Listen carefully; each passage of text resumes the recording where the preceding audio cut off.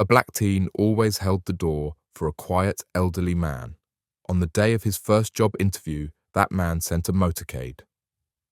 "Yo, Marcus, you holding the door for ghosts again?" That was Jalen, laughing from across the hallway. He said it every morning like it was still funny. But Marcus just shrugged, held the door open like always, and nodded at the old man who shuffled through, head down, same brown hat, same grey coat, never said a word. Not once, in 3 months. But Marcus kept doing it, because it wasn't about thank yous, it was about being raised right. "You know you ain't getting paid for that," Jalen kept pushing. "That man don't even look at you." But Marcus, he wasn't doing it for attention. Truth is, he didn't have much of that anyway. No dad. Mum worked doubles. Grandma's health was up and down. His phone barely worked half the time, and when it did, it mostly showed job rejections. Fast food joints, warehouses, delivery gigs, all passed. So he kept a routine. Wake up early, iron his shirt, walk to the library job centre, always passing by that same apartment entrance. And every morning, he saw that old man struggling with the door. So he held it, every single time, even if he was late, even if it was raining, even if he was mad at the world. Now here's where it gets weird. The one day Marcus doesn't hold that door, the man isn't there. And the day after that, still no sign. 3 days pass, then 4. Then it's like, he starts to feel it, like an itch in the air, something off. "Yo, you miss your old boyfriend," Jalen joked. Marcus ignored him, but deep down he was wondering the same thing. Where was he? Friday morning, Marcus finally catches a break. A real one. He gets a call. Some logistics firm wants to interview him. They saw his resume from the library's career day. It's across town. He doesn't have a car, barely has fare, and his only dress shoes have cracks so wide they look like mouths. But he's hyped. Nervous, but hyped. He gets up early, polishes those crusty shoes the best he can, grabs a granola bar, looks in the mirror and tells himself, "This is it." As he steps outside, guess what? There he is, the old man. Back at the door, same hat, same coat, but this time, he's waiting, not struggling, just waiting. Marcus slows down. It feels strange, like he's walking into a moment that's been building without him knowing.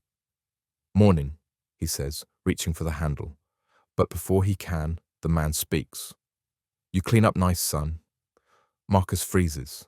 That voice, deep, calm, sharp though, like it hasn't been used in a while, but it could still cut glass.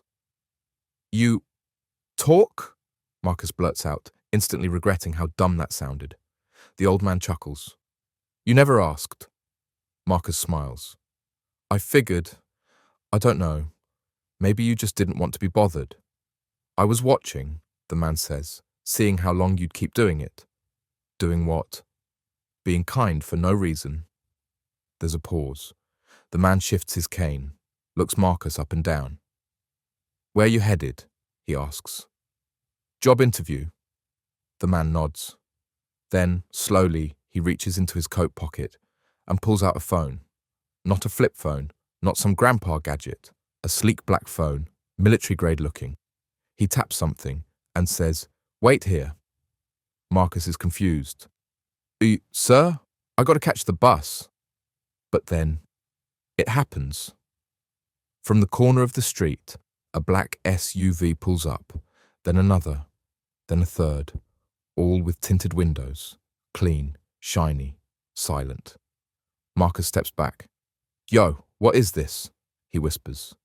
The old man walks over to the first SUV, the back door opens, and inside, a man in a suit steps out, real serious looking.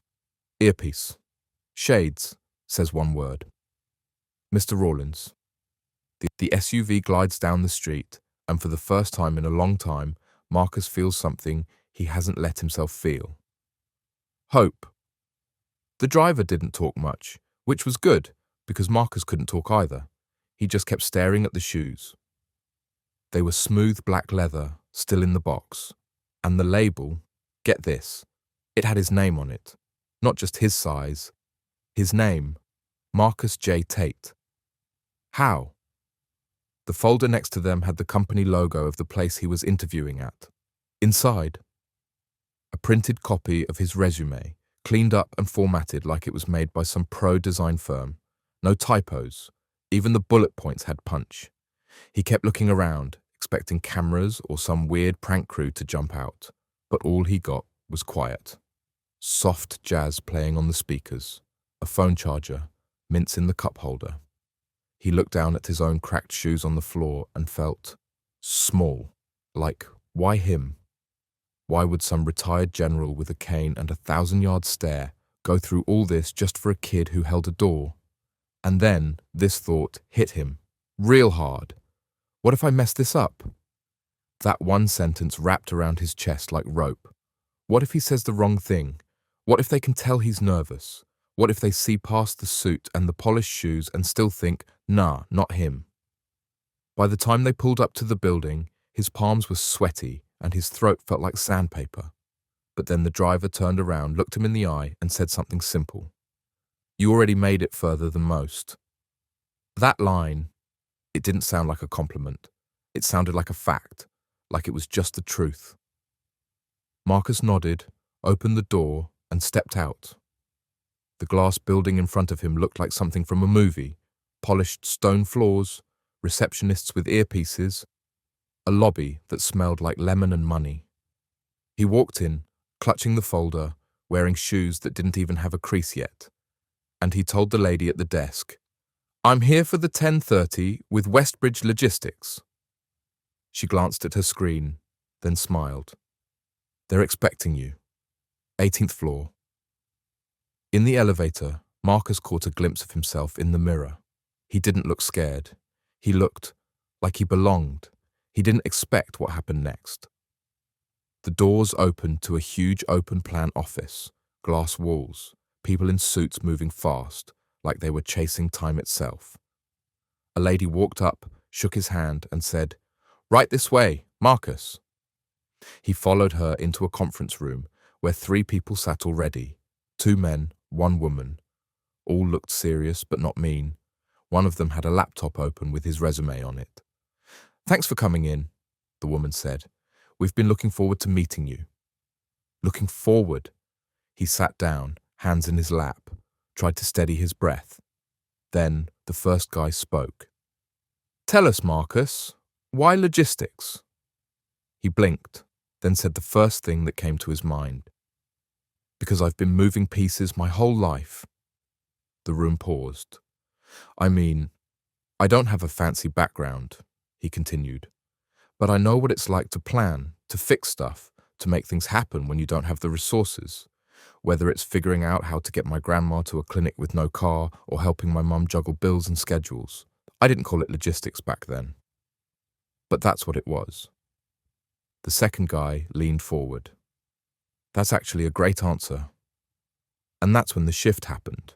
They weren't just interviewing him, they were listening. He told them how he'd been going to the library job center every day, how he built his resume from scratch, learned software basics, and even helped other people with theirs. He talked about being consistent, even when nothing seemed to be changing.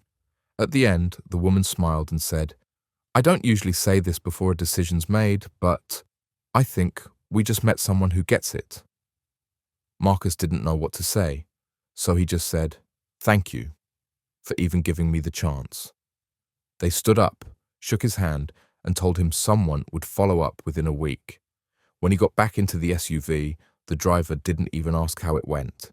He just looked in the rearview mirror and said, You hungry? Marcus nodded. Yeah, starving, actually. 10 minutes later, they pulled into this little diner. Not fancy, but clean, warm, and packed with the smell of grilled cheese and seasoned fries. And who's already sitting inside? Mr. Rawlins. Hat off now. Kane beside him, and something in his hand, a picture. Marcus sat across from him, heart still racing from the interview. Why me? He finally asked. You could have picked anyone. Rawlins slid the picture across the table. It was black and white, faded, but you could see it clear. A young soldier, black, smiling. And next to him, a kid, holding the door to a Jeep open for him. He didn't have to do that, Rawlins said. Didn't have to smile either, but he did. Marcus stared at the photo. That was me. A long time ago. I never forgot that moment, that kindness, that respect. Then he looked at Marcus. You reminded me. And suddenly, the whole thing made sense. This wasn't about paying it forward. This was about paying it back. Marcus didn't even know what to say, so they just ate, in silence. A quiet, warm silence that said more than words ever could. They didn't talk much after that. Marcus just sat there, picking at his fries, trying to process everything. The motorcade, the shoes, the job interview, the photo. It felt like his life had jumped tracks, like he was still the same kid, but the world had suddenly decided to look at him different. Mr. Rawlins finished his sandwich, wiped his hands with a napkin, and checked his watch like he had somewhere else to be. Then he leaned back, looked straight at Marcus, and said, Now tell me what you want. Marcus blinked. What? You heard me, Rawlins said, calm but serious. What do you really... For real? She laughed. Yes, for real. Your interview made quite an impression. Starting pay is $19.50 an hour, with options to train into dispatch or operations. Full-time. Benefits. We'll email you the onboarding packet today. He didn't even know what to say. He just kept nodding, like she could see it. After the call, he stared at the wall for a full minute, then yelled into his pillow. He wasn't dreaming. It was happening. And for the first time, he didn't feel like the world was just tolerating him. He felt wanted. The next few days flew by. Paperwork, orientation, training modules. They gave him a company laptop and a badge with his name printed clean across it. The building that had once felt like a museum now felt like somewhere he belonged. But the part that stuck with him most? It wasn't the office. It was the people. A guy named Chris who showed him how to use the dispatch software. A woman named Aina who brought donuts to orientation and talked about how she used to work nights at a gas station just like him. No one was too fancy. No one looked down on him. It was like they'd all had to crawl their way up from something too. Then, end of the week, as he was getting ready to leave, someone from HR caught him near the elevator. Hey Marcus, quick thing. Yeah? Someone left this for you. She handed him an envelope. No name, no return address. Inside was a single piece of paper, typed. The door is yours now. Make sure it stays open. No signature, just that. He folded the note and put it in his wallet, right next to the check stub. That night, he walked home on purpose. No ride, no shortcuts. He passed the same corner store, the same cracked pavement, same kids, and then he saw him, Mr. Rawlins. Not in the coat this time, just a button-down shirt and dress shoes, sitting on a bench. Calm, like he had all the time in the world. Marcus walked over. You were right, he said. Rawlins raised an eyebrow. About? They gave me the job. I know, he said. Of course he did. They sat there, saying nothing for a second. Then Marcus asked the thing that had been in the back of his mind. That photo, the kid holding the door, was it really you? Rawlins smiled faintly. Part of it was. What do you mean? The face was me, he said. The moment wasn't. Now Marcus was really confused. That photo, it's fake? No, Rawlins said. It's a lesson. See, sometimes what drives us isn't what happened. It's what should have happened. What we wished had happened. Marcus sat back, letting that sink in. I spent a long time angry, Rawlins said, walking through doors no one held open, getting judged before I spoke, losing good people who never got their moment. He looked at Marcus. So, when I saw you, holding that door, not just for me, but for everyone who ever needed it, I figured maybe it was time to change the ending. Marcus swallowed hard. Rawlins stood up. You're going to do more than get a job, son. You're going to create jobs, train people, open doors they never saw coming. Marcus looked down. Feels like a lot. Rawlins tapped his shoulder. That's because it is. Then he handed him something. A key. Marcus stared at it. What's this for? There's a small office space about 6 blocks from here, Rawlins said. Empty right now, but paid up for a year. Marcus nearly dropped it. I told you, Rawlins said. I don't need thank yous. I need promises. Marcus grinned. I already made one. Then we're good, Rawlins said. He turned, started walking away. Wait, Marcus called out. Will I ever see you again? Rawlins didn't turn around. You already did. And then he was gone. Just like that. The key stayed in Marcus's pocket for 3 days. Not because he forgot about it, no, it was the opposite. He couldn't stop thinking about it. Then a cheap desk lamp from the dollar store. And a question he kept writing over and over at the top of the page. What can I build that helps people like me? He wasn't sure what the answer was yet, but showing up, that was a start. 2 weeks in, he had a list. Local kids looking for work, mums trying to get back into the job market, teens who dropped out but were good with their hands, people who just needed someone to give them a start. Marcus remembered every one of them, from his block, from the library, from the job centre. Names and faces that didn't fit into systems but weren't trying to scam anyone. They just needed a lane. So he started small, printed flyers. Looking for work? Come talk. Handed them out after his shift, posted them near the corner store, slid one under his neighbour's door, and people came, not in huge numbers, but enough. One guy needed help applying for a forklift licence. Another girl wanted to start a baking business but didn't know how to price her cupcakes. An older man had been laid off after 30 years and didn't even have an email. Marcus didn't have all the answers. But he showed up, brought in people from Westbridge who volunteered an hour or two, asked Anna from HR to help folks with resumes. Chris from IT taught some of the teens how to build a basic spreadsheet. It was messy, scrappy. Half the time the printer didn't work. But it was real. One night, after everyone had cleared out, he stayed late, sat back in the same chair, looked around, still one desk, still one whiteboard. But now, there were stories on the walls, progress, people. He checked his phone. A message from Mr. Rawlins's number. Just 2 words. Told you. Marcus smiled. And right then, the door creaked open. A kid. Couldn't have been more than 10. Skinny. Hoodie too big for him. Eyes scanning the room. Marcus stood up. Hey, you good? The kid nodded. You the job guy? Marcus blinked. I guess I am. The kid stepped in, closed the door behind him.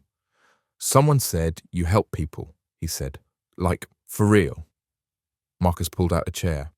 Yeah, he said. For real. The kid sat down, pulled a crumpled piece of paper from his pocket. It was a drawing, a comic book character he made up. Cape, lightning bolts, the whole thing. I want to make this into something, he said, but I don't know how. Marcus looked at the sketch, the detail, the passion, and without even thinking, he said, I know a guy who designs flyers for local stores.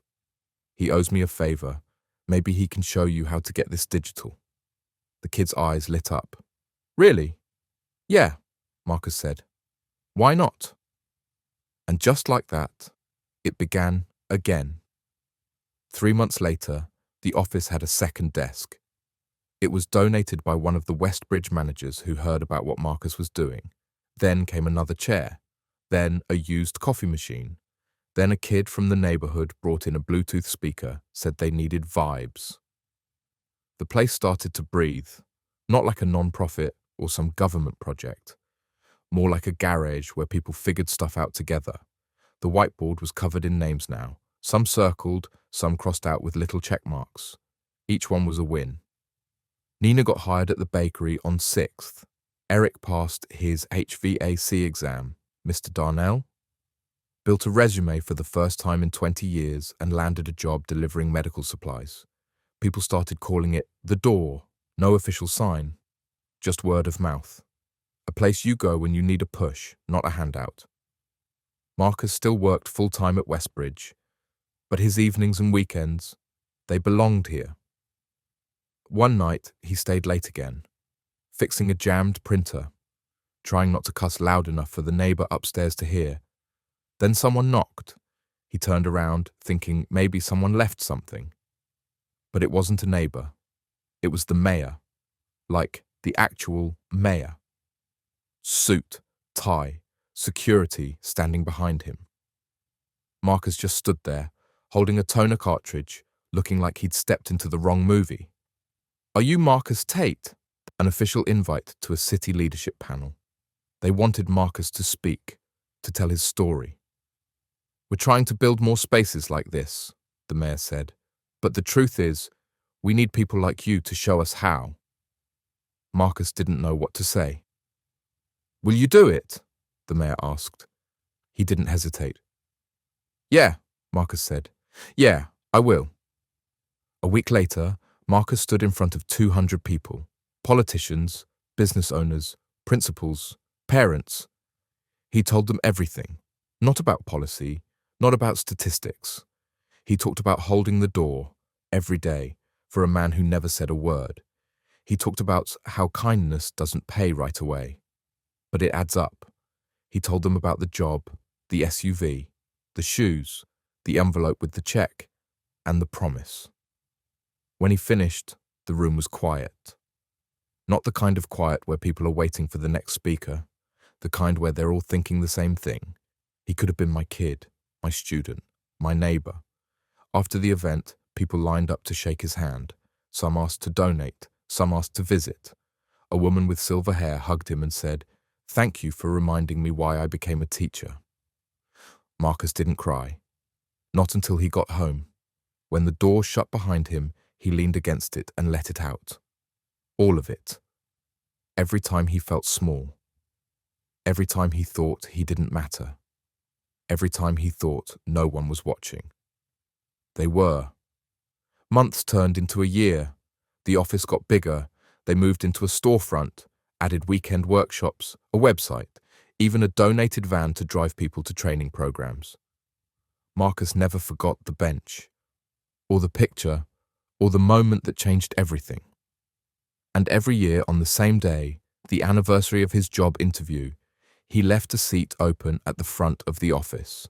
A chair, a folder, a fresh pair of shoes, size 11. Just in case someone new needed to start their walk, because that's what holding the door means. Not just being polite, but telling someone, "I see you, you matter, keep going." And if you were in this situation, what would you do? Would you stop to help someone who never even says thank you? Have you ever gone through something like this or helped someone who did? Let us know in the comments. Like the video if you felt it, and subscribe if you want more life stories that stay with you.